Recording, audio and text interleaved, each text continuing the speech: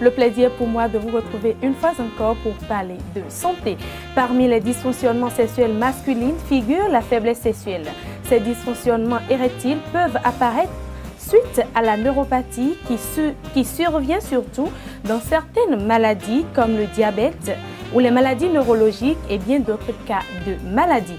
La faiblesse sexuelle arrive parfois à détruire certains foyers, vous le savez mieux que moi. Alors mesdames et messieurs, on abordera aujourd'hui ces dysfonctionnements sexuels masculins avec Dr Magloire Yevi, chirurgien, urologue, andrologue. Et pour finir, vous aurez droit à la rubrique Astuce Prix. Bonjour et merci de rester avec nous. Des hommes ou femmes se trouvent incapables de jouir des sensations du sexe.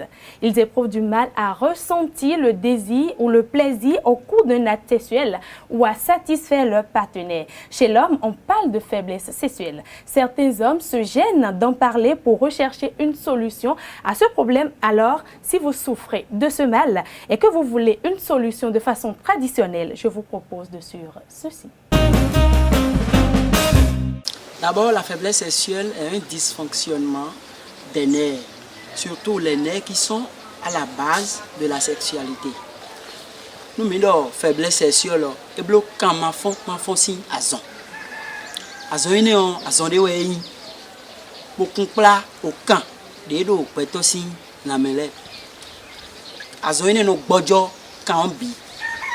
On nous a une sunu pour azon mon quand on jewe. Assez yon kon ana hopo eno ho yon pogo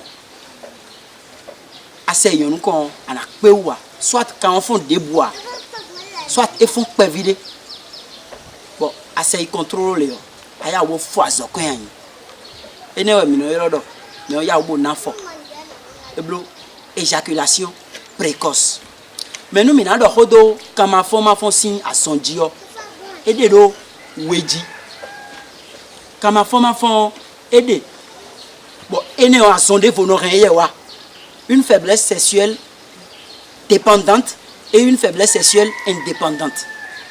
Faiblesse sexuelle dépendante mais ando yo azon debu de asino jijewe e rena rembo e rena zon o kanto na fond minize pondeu yo tutuzon hémorroïde de non homéon allo de non tonjewe ho. Disons, l'hémorroïde peut entraîner la faiblesse sexuelle, soit l'impuissance générale. Donc, l'hémorroïde est les nerfs sciatiques. Les sciatiques. Et nous avons des nerfs sous nous. Des nerfs capillaires. Quand on a des nerfs présents, on peut aussi avoir des nerfs. On a des produits de libido. Et nous avons des nerfs. Nous sommes des gens nous sommes des gens et si blon les binoué quand on a fond donc nous hémorroïdes au final et nous voiture nous quand un bi complet et nous voiture nous quand au point où quand et son noir que ou bon produit libido ne mineral libido julo ne son noir produit et donc coli mais non signe à dominer dans qui tripa donc nous hémorroïdes au final na ko bi disons-le mais quand on a nos fond gandi ben c'est nous encore bleu tchaduroko allo nous no obi onu me ade no da yehun ta bo no do khodi le do we o no mo boko gbasi atingba ene mi no do éjaculation précoce nous no me on da so ene jewe éjaculation précoce no do tagba nu me on bonu esepo mi no ma sin loje koko e vivi ganji o me iji boni je nunu ji o no esepo mama na zeku abo teni ce produit que voici, il y a un litre là. C'est pour la faiblesse sexuelle. Parce que minina mo jame ropo, la faiblesse sexuelle et il y a manque de l'envie sexuelle. Minamo manque de libido. Nous subissons de nos ombres julono tignon quand l'air est solo ni nawea. Amassi lo de do fio a rendre mais on nous et mais on a conduit amassi lo dit. Arrande non nous et si j'ai tonique pour conduire et si j'ai sucrerie arrande bu si a non j'ai mais on m'a conduit à ma sion dia et na nouvelle dopo sans dopo bada Et nous, une semaine, quelle que soit la gravité de cette maladie, de cette faiblesse sexuelle, pour nous amassions une semaine. Et nous amassions ça, il doit à moi attendre. Nous avons de tchichi bondio, maman a des cons. Amassions l'ordre de comme fio. Et nous avons des tipos. Tel cas où amassions y a tipos. On rend tout un boy glé. On rend amassions là au boy glé si qu'elle nous dirait nous mettre des bois. Mais c'est pas déjà tourné immense. Donc amassions l'ordre de fidion. Nana. Nous oui. Bon, eblo bonana. Avocat miton. De non duo, de mamia et ya masé l'homme. A-t-il le déti? Comme une heure, nyegui. Ben nous a-t-il le quoi vide? A-t-il doit l'automne et il y en a des bois. Et à masé l'homme. Voilà ce que nous propose Marcel Akpoli, tradithérapeute, pour guérir ce mal à base des plantes. Avant de retrouver Dr Magloire Yévi pour plus de détails sur cette maladie, suivons ce que pensent les citoyens de la faiblesse sexuelle.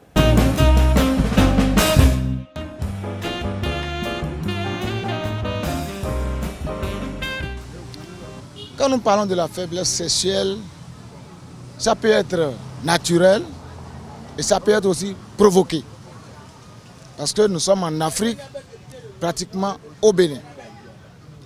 Faiblesse sexuelle, il y a des médicaments, il y a des tisanes que nous prenons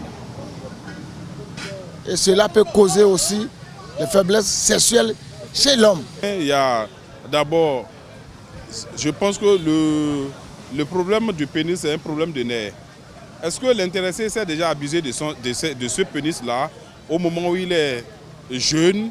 Parce que plus il bande beaucoup, dans l'avenir, moi je ne suis pas médecin, mais ce que moi je dis, il peut y avoir de problèmes. Oui, bon, vous voyez, c'est dommage, le monde évolue autrement. Faiblesse sexuelle, je le remarque, ça dépend de ce que nous prenons et comment nous traitons les maladies. Il y a des petites maladies. L'hémorroïde, par exemple, peut causer la faiblesse sexuelle. L'hémorroïde interne et externe peut causer la faiblesse sexuelle.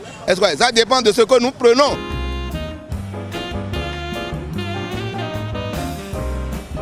C'est un scandale. Ça peut amener le scandale au foyer parce que les relations sexuelles, c'est ça que la femme a besoin.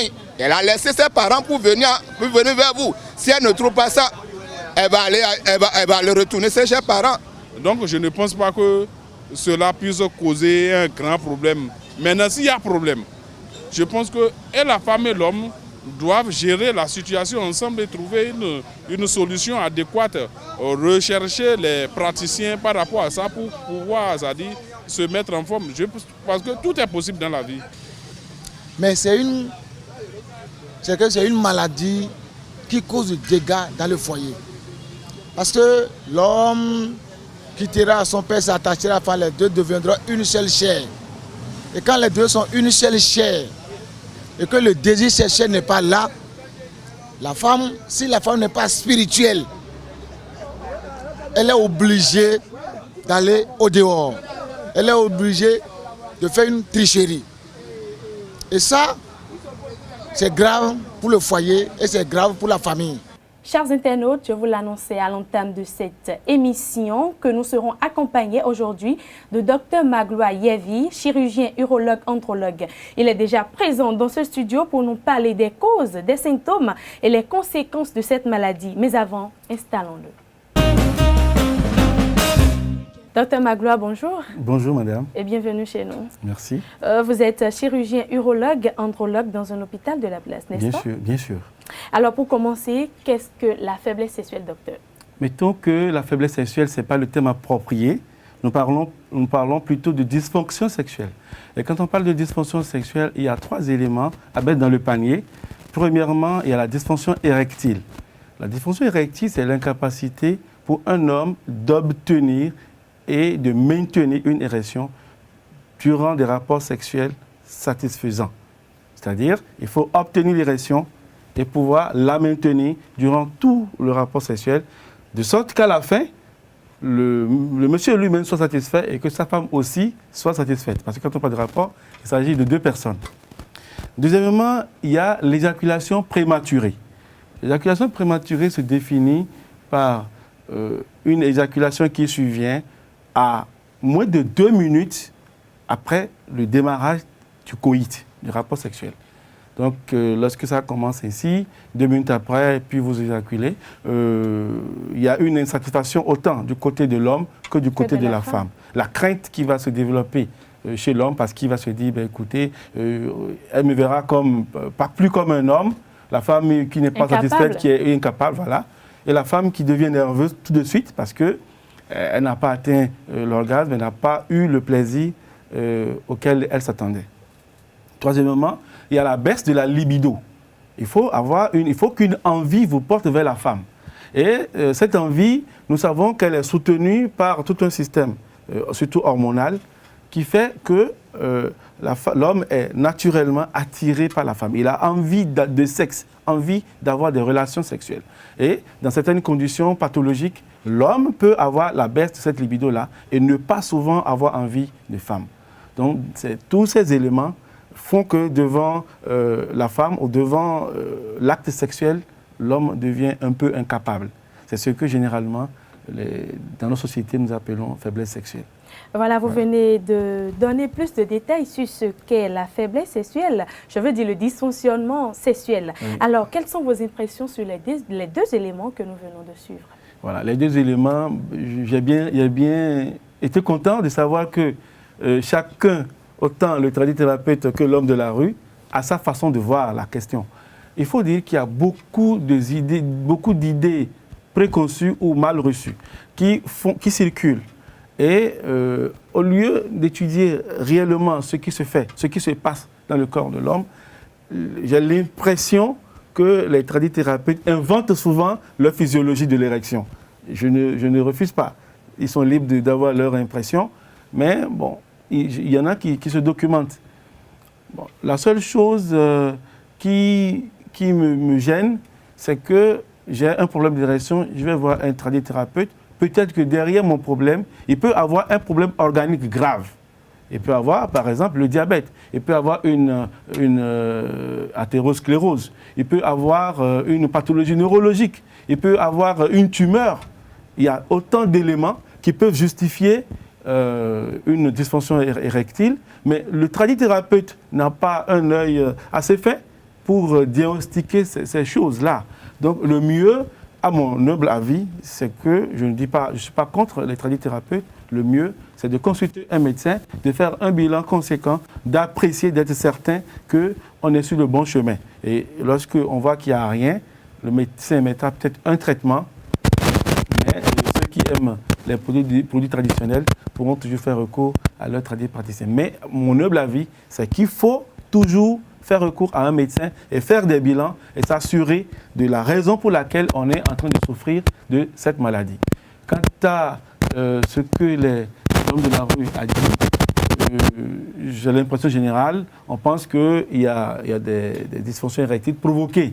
Nous sommes en Afrique, comme quelqu'un l'a dit, nous sommes en Afrique. Vous savez qu'il est décrit des choses dont je ne maîtrise pas l'explication, qui peuvent arriver, je n'en sais rien.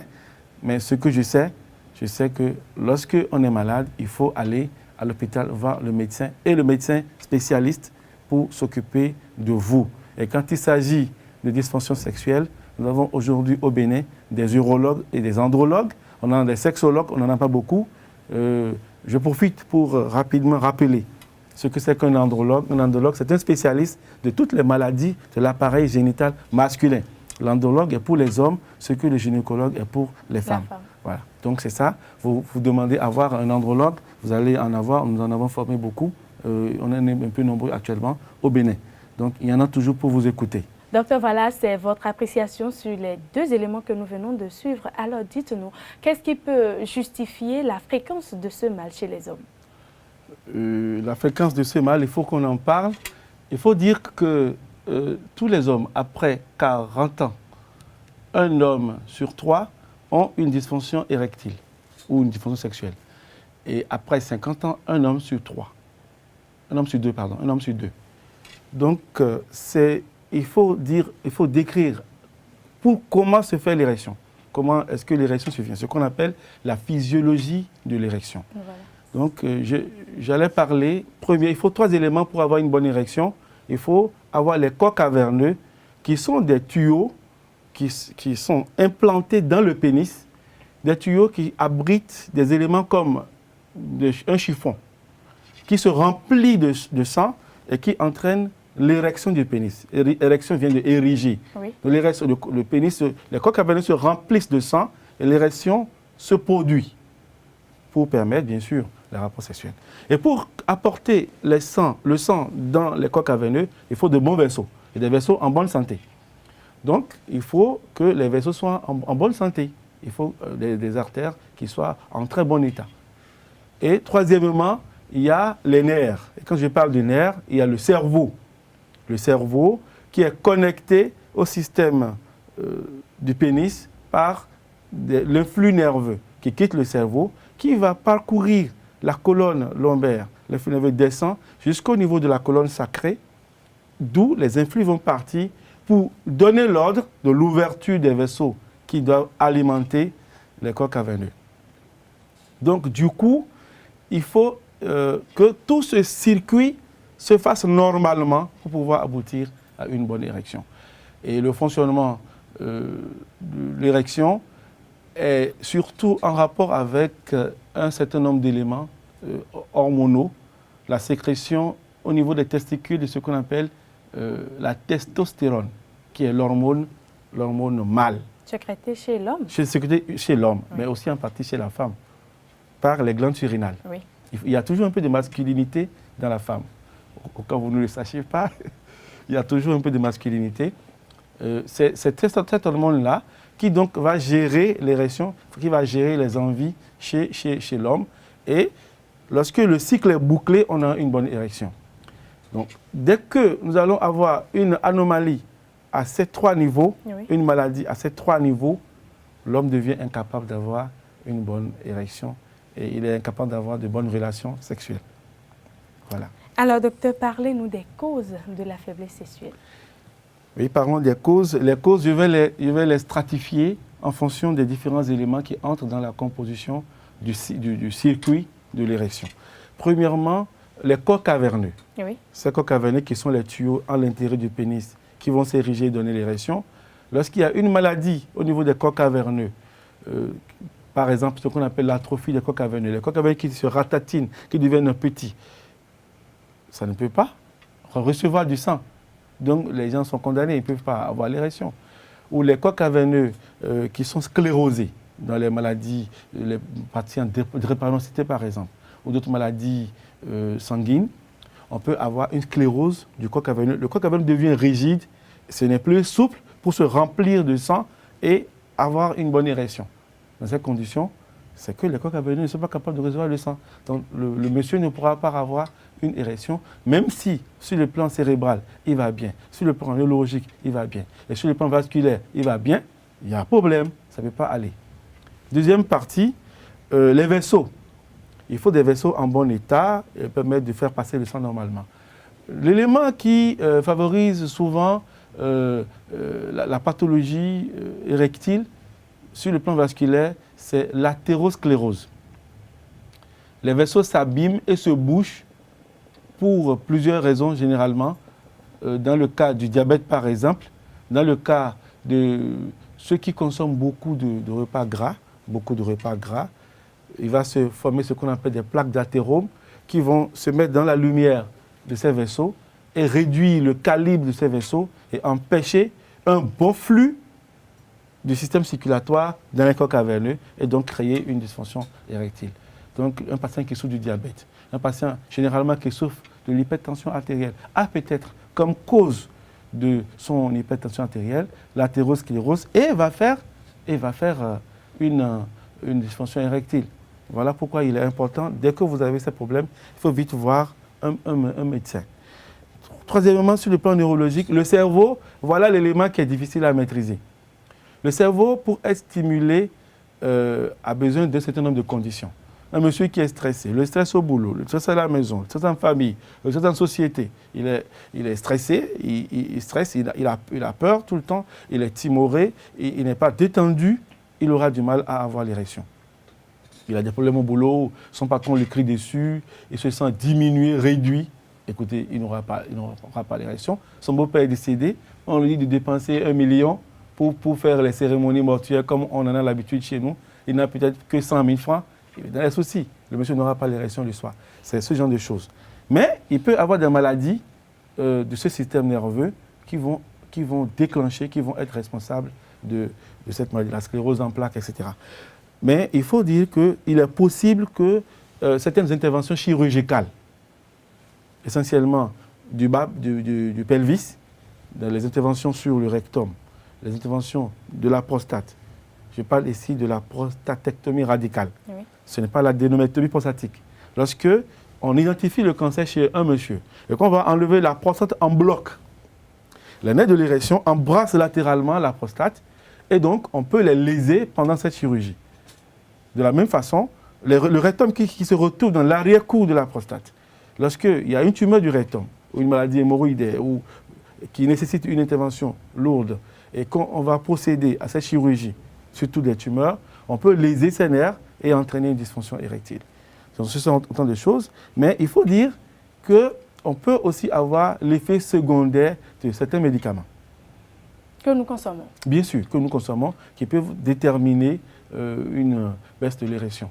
Surtout dans l'hypertension artérielle, il y a des médicaments qu'on donne qui peuvent...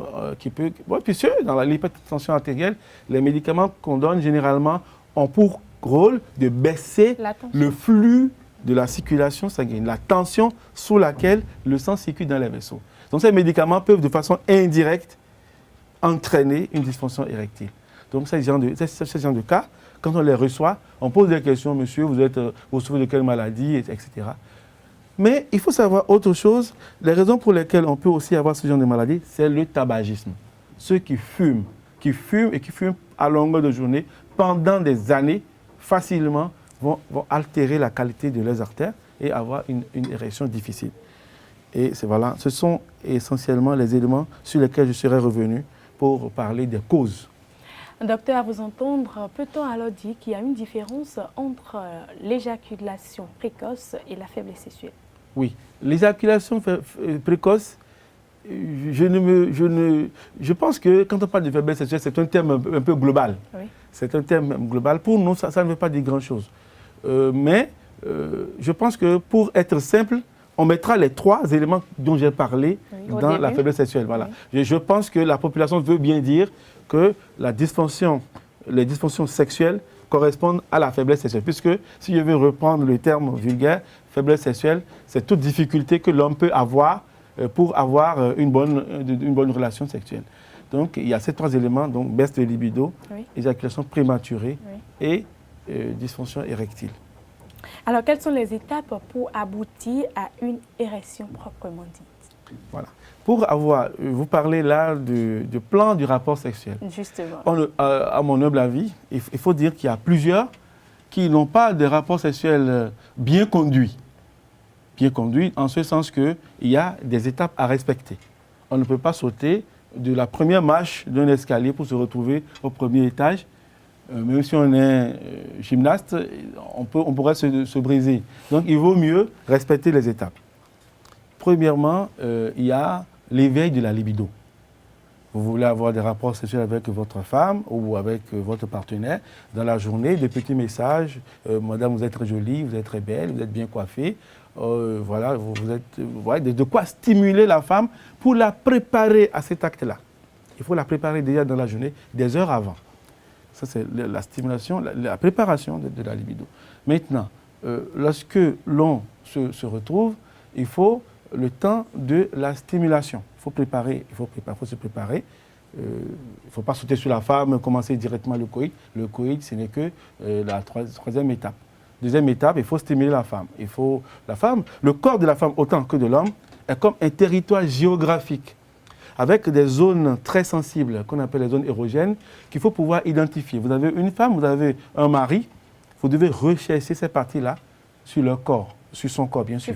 Sur votre partenaire, oui. Quelle est la partie qui stimule, réveille vite mon partenaire ou ma partenaire? Est-ce que c'est le mamelon? Est-ce que c'est le dos? Est-ce que c'est la cuisse? Est-ce que c'est le pubis? Ou est-ce que c'est le sexe même? Je dois chercher et trouver. Et tenez-vous bien, ce n'est pas toujours le sein chez les femmes. Ça peut être le poplité, ça peut être les fesses, ça peut être autre chose. Ça peut être les cheveux tout simplement. Malheureusement, même ceux qui se vendent d'être des don juan ne respectent pas toujours ces étapes-là. Or, c'est très très important. Et c'est là le piège des films pornographiques. Pour ceux qui s'y abonnent, le risque, c'est d'avoir l'impression que pour aller à l'acte, il ne faut pas passer les étapes. Il faut sauter sur la femme. Et on devient un homme sexuel, mais un homme sexuel brutal, ce qui n'est pas bien. Un esclave du sexe. Un esclave du sexe. Donc Alors, la troisième étape, c'est le coït.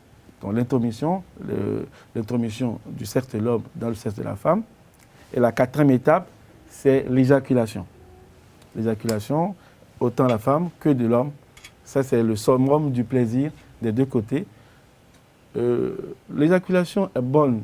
Elle est de bonne qualité lorsqu'elle est synchrone, c'est-à-dire et l'homme et la femme éjaculent, trouvent le plaisir, atteignent le sommet du plaisir au même moment. Vous voulez dire jouissent? La jouissance, voilà.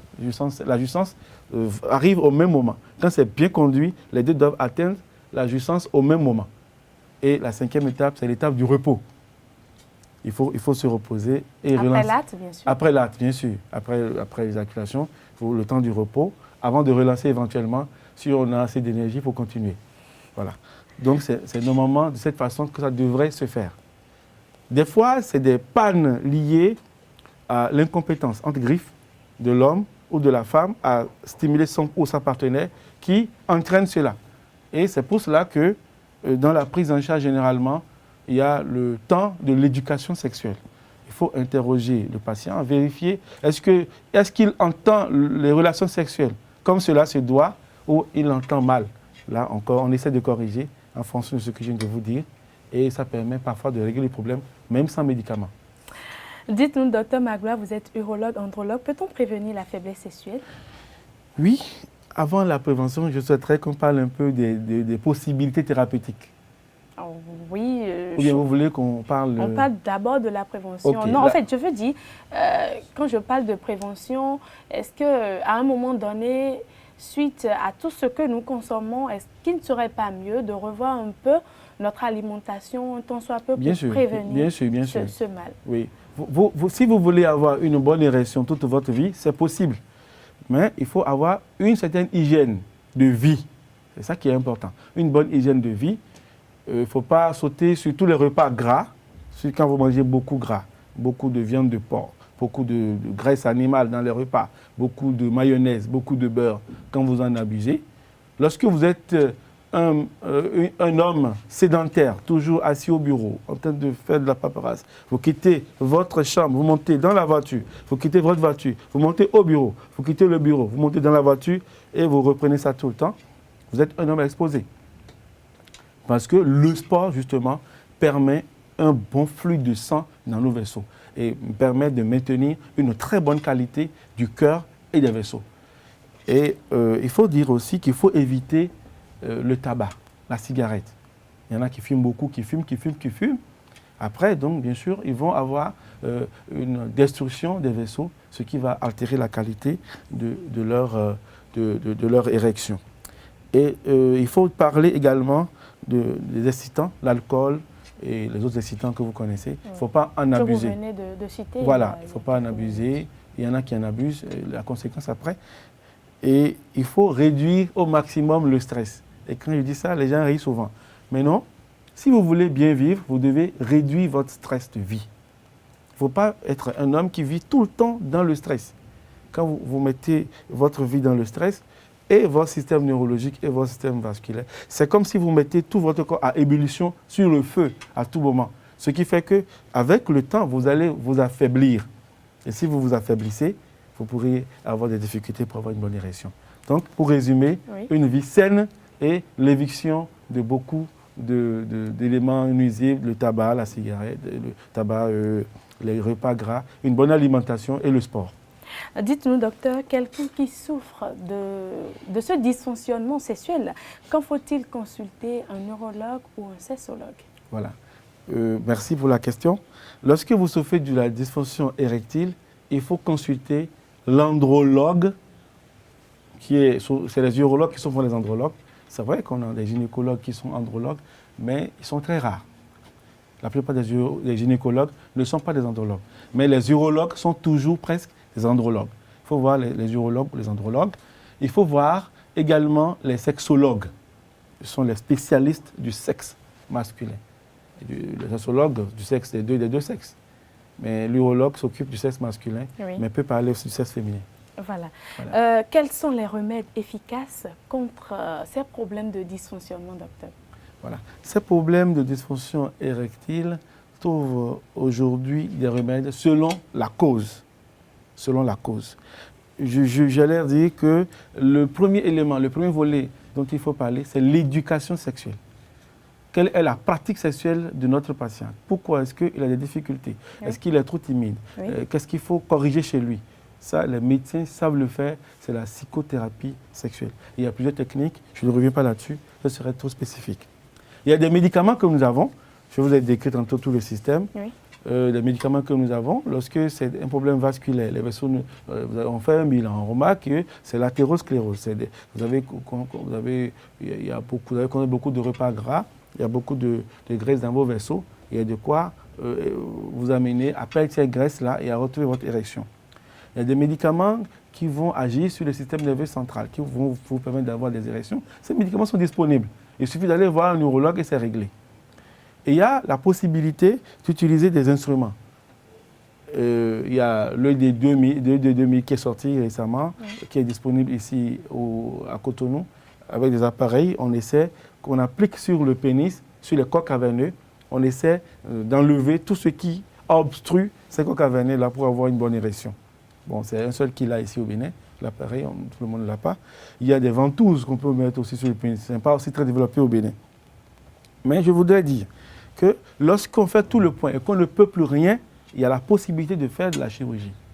On opère les corps caverneux. Si les corps caverneux, par exemple, ne répondent plus, on va ouvrir le pénis et on introduit des corps spécifiques qui sont souvent sous cette forme-là, qu'on introduit dans le pénis, dans les corps caverneux, que le monsieur peut gonfler à tout moment, avec un déclencheur qui est souvent placé dans la région inguinale ou sous le scrotum. Le monsieur appuie dessus et il a une érection. La femme ne sait pas et quand il finit d'opérer, il redéclenche et ça redevient normal.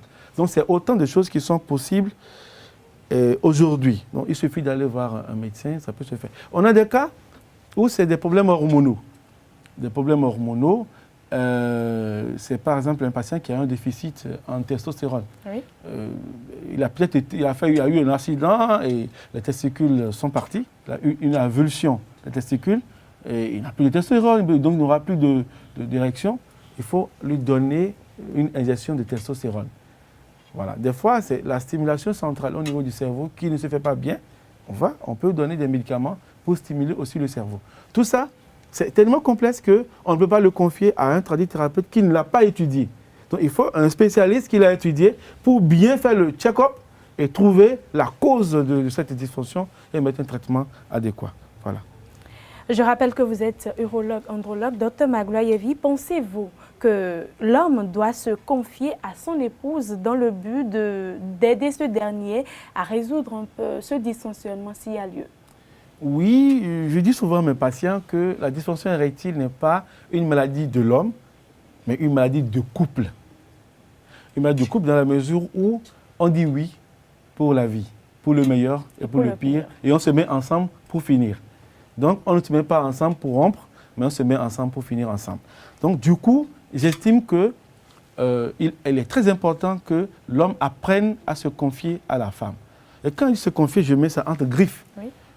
Cela suppose qu'avant que le problème n'arrive, la communication dans le couple est de bonne qualité. La communication dans le couple est de bonne qualité quand l'homme n'a pas peur de dire ce qu'il pense à sa femme sur le plan du sexe et la femme n'a pas peur de dire à son homme ce qu'elle pense par rapport au sexe sans avoir peur. Tenez, je vais vous donner un exemple. J'ai reçu en consultation un monsieur qui s'est marié il y a environ 17 ans, qui... avec sa femme, il n'a plus d'érection. Mais quand il va au boulot, l'érection est de bonne qualité. Je n'ai pas dit qu'il couche dehors. Alors, ce monsieur, il est venu me voir depuis 5 ans, j'ai plus d'érection. Je lui dis, mais qu'est-ce qui se passe? Depuis 5 ans, qu'est-ce qui vous est arrivé? Monsieur est devenu professeur à l'université. Et c'était au Nigeria, à Ibadan, comme il m'a dit. Les jolies filles de l'école, de l'université, elles s'habillent sexy, elles sont bien propres, elles sont très jolies. Alors que sa femme à la maison, elle est à la traîne, elle porte n'importe quoi, elle met les enfants au dos, le salon est sale, la chambre n'est pas bien préparée. La femme doit apprendre à préparer les conditions, elle doit rendre vivables et agréables les conditions de la maison pour la sexualité. Tout ça, ça doit se faire. La maison doit être propre, le lit doit être propre, parfumé, avec une lumière bien feutrée, etc. La musique, c'est le rôle de la femme. Donc, quand tout ça n'est pas bien fait, cela peut altérer la qualité de l'érection. Vous voyez? Donc, il a suffi seulement que je lui dise, écoutez, monsieur, c'est parce que vous avez commencé à comparer inconsciemment les jeunes étudiantes à votre femme. Donc, pour vous traiter, vous m'envoyez votre femme. La femme est venue, je l'ai sensibilisée. Madame, on est en 2017, vous devez revoir votre habillement. Vous devez revoir votre coiffure, vous devez revoir comment vous gardez la maison. Et dès que je lui ai dit ça, quand elle est repartie, ils sont guéris de leur maladie. Sans médicaments. Sans aucun médicament. Donc, c'est pour moi la preuve que c'est une maladie du couple. Et des fois, il y a des techniques qu'on va leur montrer qui vont nécessiter la participation de la femme. Et je profite pour rapidement faire le point sur les conséquences que cela a sur l'homme et sur la femme et sur le couple. Sur l'homme, un homme qui n'arrive pas à avoir l'érection préfère mourir. Il se dit qu'il ne sert plus à rien. Il a des milliards, il a des maisons, il a des voitures, il a beaucoup d'argent, il a le pouvoir, il a peut-être le savoir, mais quand il n'a plus l'érection, il devient malheureux. Il devient automatiquement malheureux. Il dit qu'il ne sert plus à rien. Il voit les belles femmes, il dit je ne peux plus rien leur faire. Alors, ce sentiment est un sentiment dangereux. Parce qu'à l'avoir, on retombe dedans, même si c'est une dysfonction érectile transitoire. Oui. Si vous avez ce sentiment négatif vis-à-vis de vous-même, à chaque fois, la peur de retomber dans la dysfonction vous ramène dans la dysfonction et le cycle vicieux se boucle à chaque fois et se répète et vous n'allez jamais vous corriger. C'est pour ça qu'il vaut mieux avoir le courage d'en parler à sa femme. La femme, au départ, parfois collabore et dit c'est pas grave, une fois, c'est pas grave, 2 fois, 4 fois, 5 fois. Mais quand ça devient trop récurrent, elle commence à s'inquiéter. Donc il faut qu'elle puisse encourager son mari, à l'accompagner s'il le faut, voir un urologue ou un andrologue. Et sur le couple, les conséquences peuvent être drastiques si l'entente n'est pas bonne. Parce qu'en recherche de satisfaction, la femme va commencer par chercher à aller voir ailleurs. Et ça va amener la séparation. Et avec les enfants qui sont déjà là, avec le mariage qui a été fait, les liens légaux qui ont été établis, ça devient compliqué à gérer. Voilà. Alors, docteur, je profite pour vous demander de prodiguer quelques conseils à l'endroit de tous ceux qui nous suivent actuellement. Voilà. Donc, si j'ai des conseils à prodiguer à mes amis téléspectateurs, c'est de leur demander d'avoir une vie saine pour commencer. Vie saine pour moi, c'est manger équilibré, ne pas abuser de repas gras. Vie saine pour moi, c'est éviter le tabac, c'est éviter trop d'alcool, c'est éviter les excitants, la drogue, etc. C'est faire du sport régulièrement. Ne serait-ce qu'une heure de marche par semaine, ça permet de relancer votre cœur, de relancer vos vaisseaux et de vous porter bien. Deuxième chose, si il vous arrivait d'avoir un problème de dysfonction sexuelle, il faut savoir vite faire recours à un urologue ou à un andrologue ou à un sexologue. Nous sommes disponibles pour vous accueillir à tout moment. Il vaut mieux faire recours à un spécialiste que d'aller très tôt voir les tradithérapeutes et après créer des dégâts auxquels on est incapable de réagir efficacement. Voilà.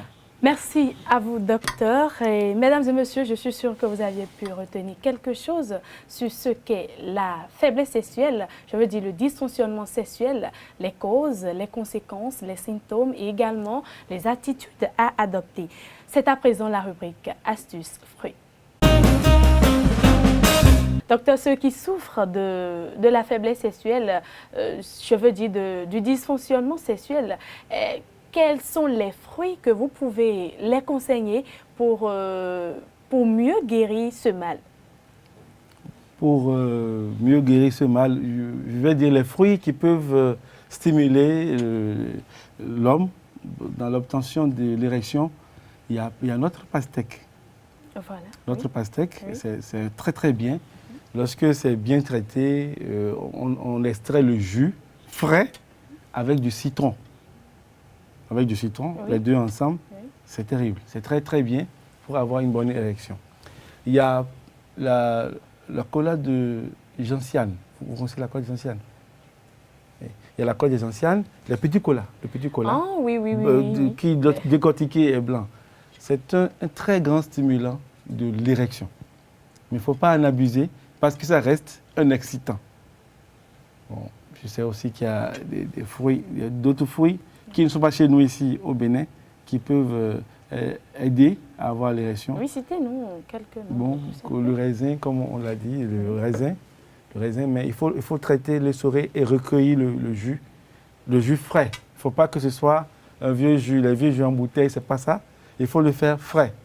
Et vous buvez beaucoup d'eau là-dessus, ça vous permet d'avoir une bonne érection. Docteur, un sincère merci à vous d'être passé sur ce plateau. Mesdames et messieurs, c'est sur ces mots que nous allons mettre un thème à cette émission Bien-être et Santé de ce jour. Merci à toute l'équipe de réalisation, mais avant de vous retrouver pour un prochain numéro, retenez que la santé est comme la richesse, il faut l'avoir dépensée pour l'apercevoir. Merci et au revoir.